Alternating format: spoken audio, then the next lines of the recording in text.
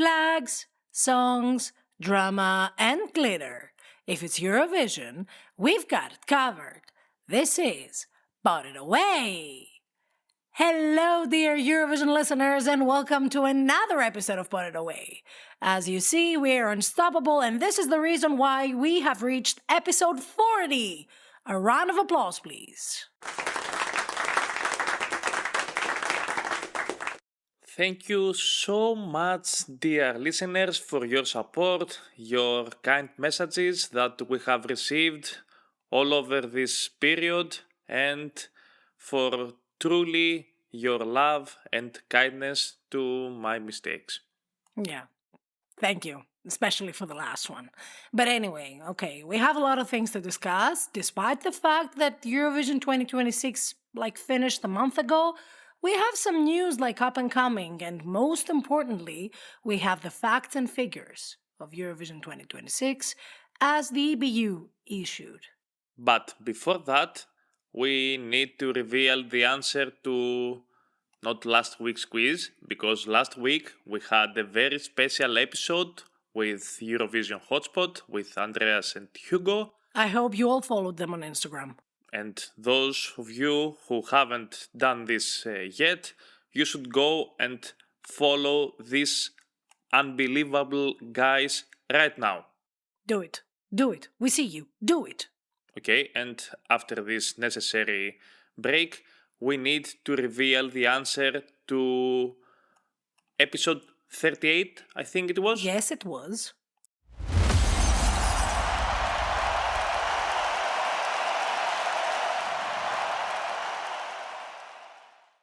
Okay, so in episode 38, we asked you, what is the United Kingdom's best result ever in the televote? And it wasn't 0 points. No, it wasn't. Okay. But the correct answer is...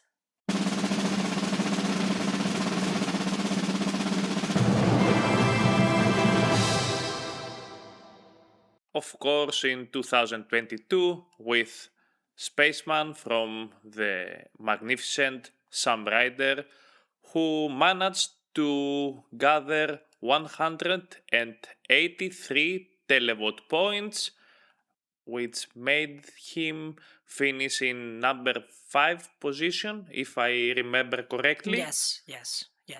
He was 5th in the televote, 1st in the jury, and 2nd overall. What a great result for UK. And this is the best UK televote result ever, ever since they started participating in Eurovision many years ago. Put it away!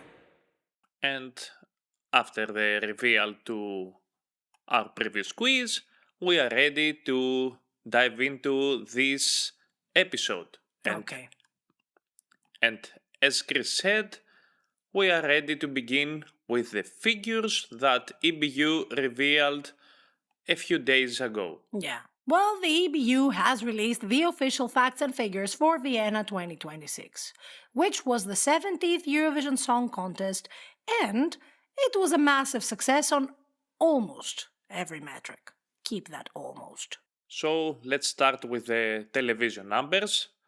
The grand final reached 131 million people across 35 TV markets, with an average viewing share of 48.6%, more than the double broadcasters average, which was 16.9%. Almost 70%. Exactly, yes. And it was the higher score than every edition between 2009 and 2023, which is important too.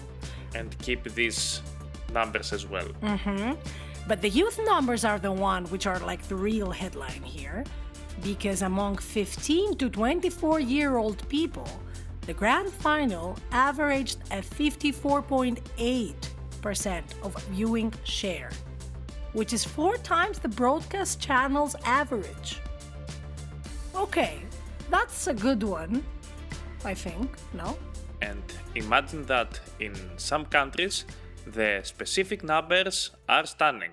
For example, in Finland, the viewing share reached 92.8%. Well, if I was the favorite to win the competition, of course, I would go in front of my TV and watch the Eurovision in order to celebrate my victory.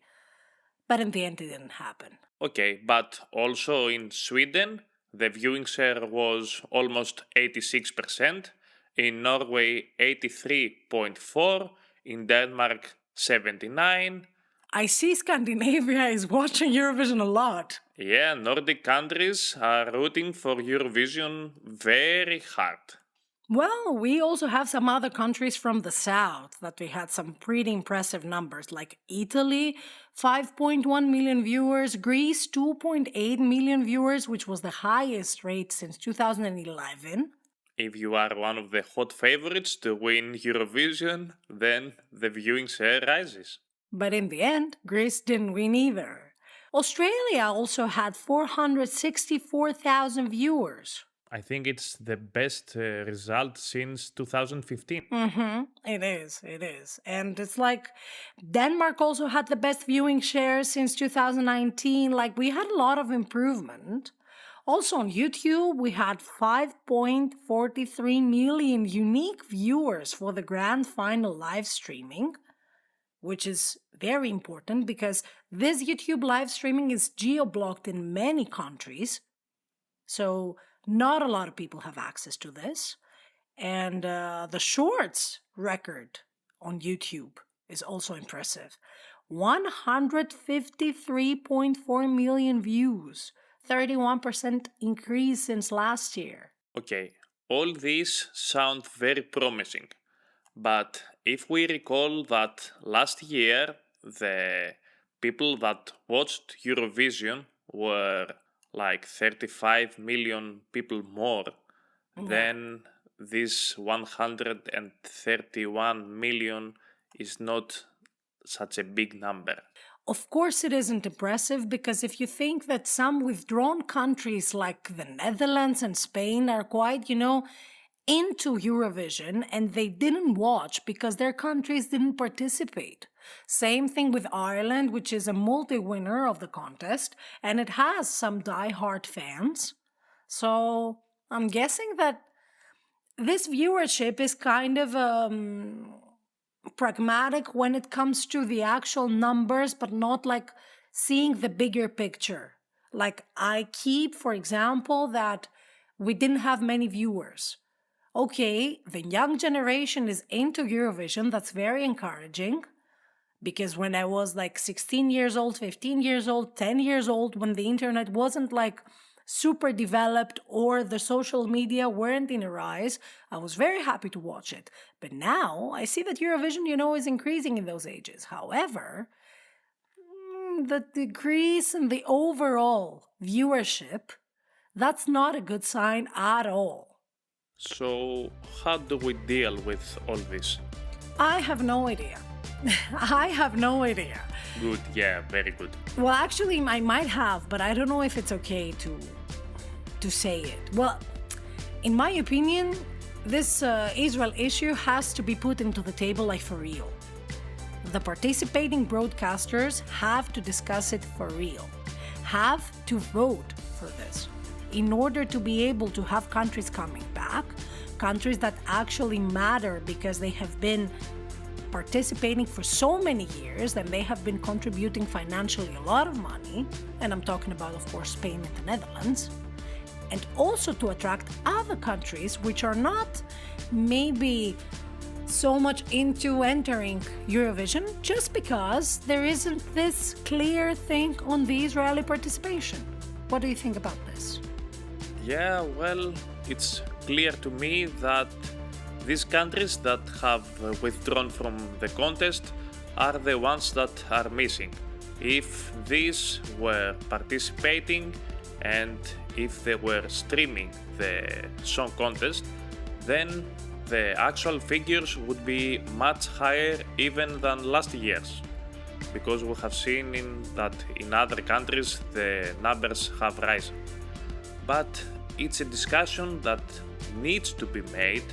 All the broadcasters need to take a unanimous decision and agree on how they will proceed, because Eurovision is on air for over 70 years now, and it's a pity to face such sad situations. And if you think about that, the votes came from 148 countries, two more than last year, and the countries that didn't participate, that voted the most, were the United States, the Netherlands, Canada, Spain, Ireland, Slovakia, Turkey, Hungary, the UAE, and Mexico. And from these countries, you see the Netherlands, Spain, and Ireland that withdrew, Slovakia and Hungary actually wanting to come back, and Canada, that has been also in the discussion of participating in Eurovision. So there is an actual interest for the contest to grow. But there are several obstacles because they're not a clear position for this Israeli issue. And this has to be addressed properly.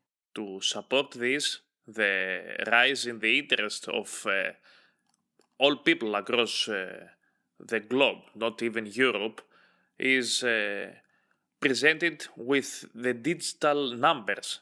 For instance, across TikTok, Instagram, and Facebook, the official Eurovision content generated more than 2.75 billion views during the season. Okay.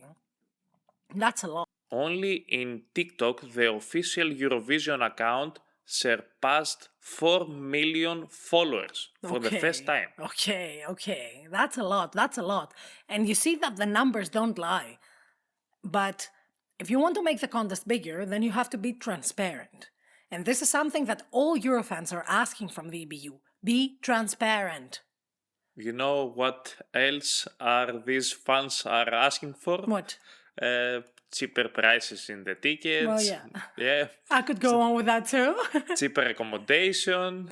Yeah. More activities and things like this. Well, as we said also in other episodes, well, in Vienna, okay, it was very nice. We saw some activities, but not this festive atmosphere that I was expecting for the 70 years of anniversary for Eurovision. Yeah, nearly 320,000 people visited Vienna's venues during Eurovision week, 100,000 people at Wiener Stadthalle, so a lot of people wanted to attend live the shows.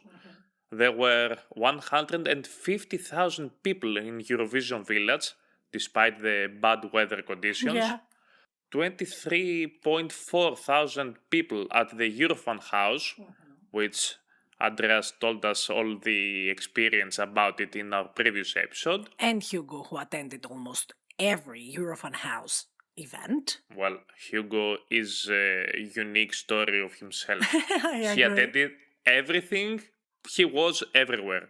If you're about to meet him in future Eurovision events, please bear with him because you're going to need a lot of patience to keep up with his program. And that's good. That's really good, yeah. I really admire him. Okay, and that was it, I think, for the facts and figures. What I keep mostly is that, okay, the numbers are good, but they could be even better if we had better viewership, because what actually brings money is also the viewership. And if the viewership is low, and if it's getting lower and lower every year, then we're going to have a serious problem. So, if we don't want to say Houston, we have a problem, or Martin, we have a problem. Yes, exactly. The broadcasters need to take some action. Put it away. And now, shall we move a bit to Bulgaria 2027? Because the preparations are moving fast. Of course. And when I say fast, I mean faster than any other host country in the contest's history. You see, when you get the honor to organize such an event for the first time, how into it you are? Well, yeah, you are eager. I mean, we would be eager, I think, back in 2005. Yeah.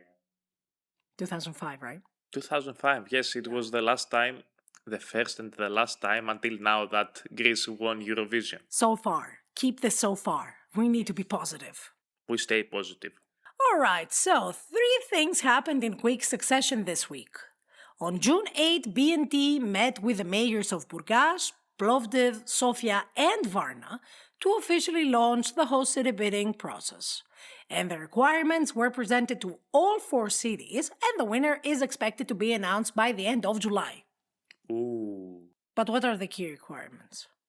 I suppose they should all have a venue Yeah. of a capacity of at least, let's say, 10,000 people. Yes. Yeah. Available for 8 weeks. Just Minimum. just to make the required preparations Of course. and modifications. Also, they need to have good international connections and sufficient accommodation, I think. And of course, clear organizational and security capabilities, because also security is a very important part of the Eurovision process. Exactly, yes. And of course, the picture after those requirements is a bit clearer, because Sofia and Burgas are viewed as the favorites, because they are the only 2 cities with an indoor arena already capable of hosting Eurovision. Plovdiv and Varna, on the other hand, maybe they require some kind of expansion in order to be able to get into this race, you know what I mean? Okay, so this reminds me a little bit of last year's hunting for the Eurovision host city, Okay. with Vienna and Innsbruck being the 2 finalists, Yeah. and in the end only Vienna could host the song contest. So it's Sofia's turn? Well, it's the first time that Bulgaria is hosting, and in my opinion, it would be a bit weird if not the capital would host and would give it to another city. I think the same. But what Martin Green thinks about it? Well, Martin Green, he said that Bulgaria impressed us all with its extremely quick response and professional approach to preparation. There is no other similar case in the history of the contest. All right. So he said that after he met with the Deputy Prime Minister Ivo Christov and BNT Director General Milena Milutinova, right? And then we had another meeting. That was the first meeting of the organizing committee that took place at the Council of Ministers, and it was chaired by the Deputy Prime Minister Ivo Christov. And the representatives from the Ministries of Culture, Health, Tourism, Youth and Sport were all present alongside BNT. So this is a huge issue for Bulgaria. And we see that clearly. Well done, Bulgaria. I see a lot of professionalism right here, and I believe that next year's edition will be a very good one. Me too. But what do you guys think? How do you feel about this fast-paced rhythm? Like, usually we're used to having the whole city announced like after September, or we're waiting a lot, or we're kind of like not very sure about where we're going. But now we have like some clear favorites, and then other 2 cities that are coming, behind, but they still have time. How do you feel about this? Where do you actually think that Eurovision 2027 will be held next year? Let us know in the comments everywhere. Put it away. Do you want me to put a quiz right now? I'm already moving my hand. Tell me. Yeah, I see. When was the last time that 2 countries with the exact same colors in their flag won Eurovision Song Contest one after the other? Oh my god. Okay, What? let's keep it here, because I would like to tell you that I think Italy has taken very seriously their role in next year's Eurovision Song Contest. But what you asked has happened in the past, for sure. Yeah, Could this be the quiz at the end of this episode? we will have a lot of time to think about it until the end of this episode. Alright, that was a pure mindfuck here. Alright. So, La Bella Italia, you already understood why he's so excited. His favorite country has news. Yeah, First of all, we have the official dates of Sanremo 2027. It's going to be held from the 16th of February until the 20th of February. Okay, that's a bit later than the previous editions because if I remember correctly, it's usually in the first week of February, but last year it was the last week of February due to the Winter Olympic Games, but okay. Well, Stefano De Martino, the new artistic director of Sanremo, who succeeded Carlo Conti, who succeeded Amadeus and so on, he decided to announce the dates so early, and not only that, there are a lot of rumors about shaping a little bit differently the nights of the well-known festival. And that means what? That means what? Well, as you all remember, in the previous edition of Sanremo, in the first night, all the big names of Sanremo presented their songs live for the first time. While in the second and the third night, half of them presented their songs. The fourth evening was the famous cover serata, and the final evening was the grand final. But what Stefano De Martino proposes, according to the rumours and some press news that have been published, is to have the big names of Sanremo presenting their songs in the first and the second night of the contest, all of them, not separately. Okay. In the third night, we will have the cover serata. Okay. And the fourth night will be a dedicated night to Eurovision. What?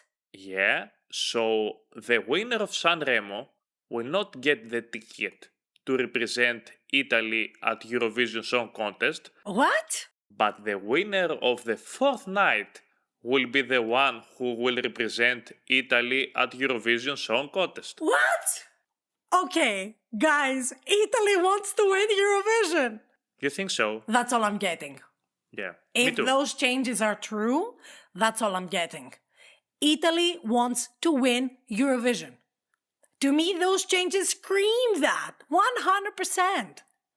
Having a dedicated night only for Eurovision, that's huge. In the most historic festival in the world, which has more years than Eurovision. That's something incredible. That's something groundbreaking. That's something worth congratulating Italy because they're taking Eurovision seriously. Or Stefano De Martino is taking Eurovision seriously. Yeah, but I think that if Stefano De Martino takes Eurovision seriously, then Rai takes Eurovision seriously. Exactly. But what does this mean too? Will we see artists like Annalisa, Irama, Ultimo, Elodie, Alessandra Amoroso coming back? We hope so. Because now, it won't matter if they will not win Sanremo. The only thing that will matter is to win this fourth night in order to go to Eurovision. Yeah, but of course they can win Sanremo. Yeah, that's another story. But then it's like you have 5 nights, out of which 3 of them are dedicated in winning Sanremo. 1 of them is the cover night, and the other one is dedicated to going to Eurovision. 2 different competitions at the same time. So we will have the chance to hear, let's say, 26, 27, 28, 30 songs every night. Also, that means that the first and the second night are going to be huge. Thank you, Stefano De Martino. Grazie mille. As well as the third night, the fourth night, and of course the fifth night. And I'm very happy that I'm quite flexible in my personal life, that I can go to the office any day of the week I want. Okay, that's good. But let's see if these changes will be applied in Sanremo 2027, and then can discuss about it in a more secure way. Yeah, and we will have like a bigger discussion. But what do you guys think about this? Do you believe, just like me, that this change signifies that Italy wants to win Eurovision again? Put it away. But also there is another country that we have another change. And this is Azerbaijan. Okay. This is a story actually that was building since Vienna.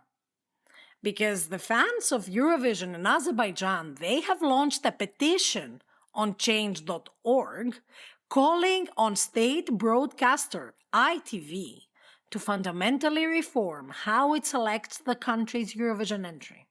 So they're quite dissatisfied with the 4 consecutive non-qualifications of their country to the final. And I'm saying again that Azerbaijan used to be a powerhouse in Eurovision. They won once, they've had so many great placings, but now, 4 times in a row, they haven't qualified to the final. And the last time that they qualified with 0 points from the public. That's harsh. It's nasty. But what's important with this petition is that it has already gathered over 1,300 verified signatures, and the language is direct and frustrated. Okay. So, do you think that we will have some changes in the selection process in Azerbaijan? Well, the petition identifies specific issues. The selection process, first of all, is described as non-transparent and quite, behind closed doors. Fan pages and media representatives have been blocked on social media, which is quite important as well. And this focus group selection strategy that ITV has been using for years is actually producing very poor results from the 4 consecutive non-qualifications. So, yeah.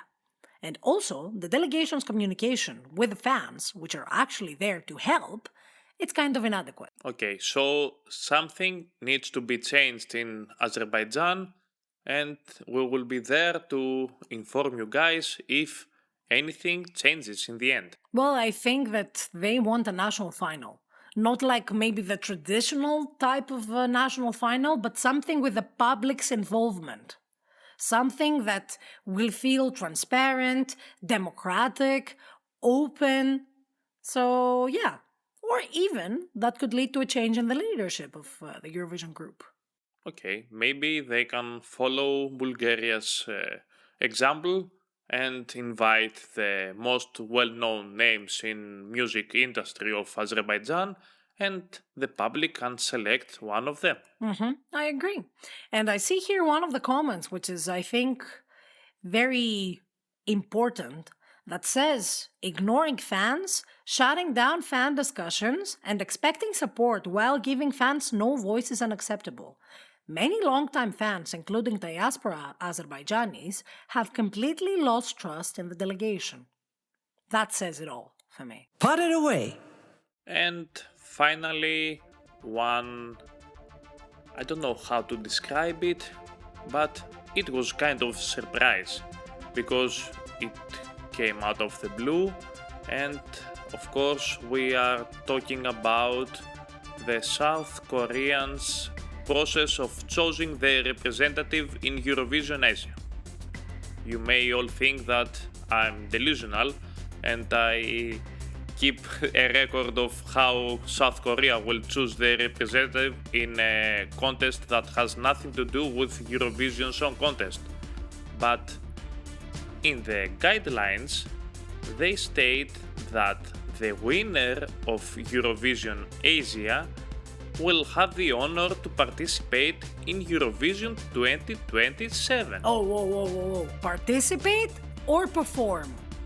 I don't know. It was not clear. Come on. It was in Korean. What can I say? Oh my god. Okay. So, that means, according to this regulation of choosing their entry for Eurovision Asia, that whoever wins Eurovision Asia will also be featured in Eurovision Song Contest. But how is this going to be this feature? Is it gonna be like performing only, like as an interval act, as an opening act, as a, let's say, presentation of this new initiative of the EBU? Or is it going to be like a participant, actual participant? Because imagine if, for example, South Korea is winning Eurovision Asia. South Korea has a very much huge and up-and-coming music industry, this K-pop, that is going to dazzle European fans as well. And also, South Korea is a quite large country, and the viewership will rise. Yeah, well, that's also interesting. Yeah, I hadn't thought of this. And what if India, for example, wins? That's an even bigger country. Well, no. I think this needs some kind of an interpretation from the EBU itself, like clearing up this confusion, because it's quite different, to present the winner of Eurovision Asia and allowing the winner of Eurovision Asia participate in Eurovision Song Contest. Yeah, okay. We can't blame one country that is invited to participate if in the end they are going to participate, but I don't think that Europeans will easily vote for such a country. We see that there's a lot of discussion going on about Australia as well all these years, and Australia is not doing very well in the televote. I mean, apart from Delta Goodrem this year, they hadn't scored very well. For a long period of time. Yeah. I agree. Okay, let's see what this is all about, because, Eurovision Asia is actually shaping up, and a lot of countries are preparing their artists or their selection process, so we might get more hints from other broadcasters. You never know. Put it away. And that was it for this week. It felt quite long. Do you think so? Well, we had a lot of things that we discussed. I mean, those facts and figures, Italy, Bulgaria, Azerbaijan, Eurovision Asia, potential participation, and actually Eurovision, I don't know. It was a lot. Also, this very interesting quiz that I asked you about during the middle of this episode. Are we going to keep that? Do you want? I don't know. Did you find the answer to it? No. So we may keep that. Put it away. Okay, so Kostas already said the quiz, but I will repeat it again. When was the last time that two consecutive winners of Eurovision had the same colors in their flags? The exact same colors. Yeah, like for example, Germany and Belgium. They have the exact same colors. Italy and Bulgaria, they have the exact same colors. You can answer to this quiz on every digital platform. We are everywhere, on Spotify, on Amazon Music, on Apple Podcasts, on YouTube, and of course you can find us also on all social media. We're on Facebook, Instagram, X, Threads, TikTok, everywhere. We have a lot of content, we have a lot of things that we can show you, and of course we would like to thank you for supporting us and for staying up until this very moment of the episode.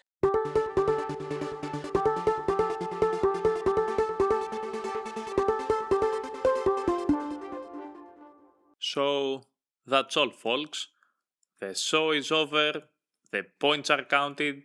Until next week, don't forget to Put it away.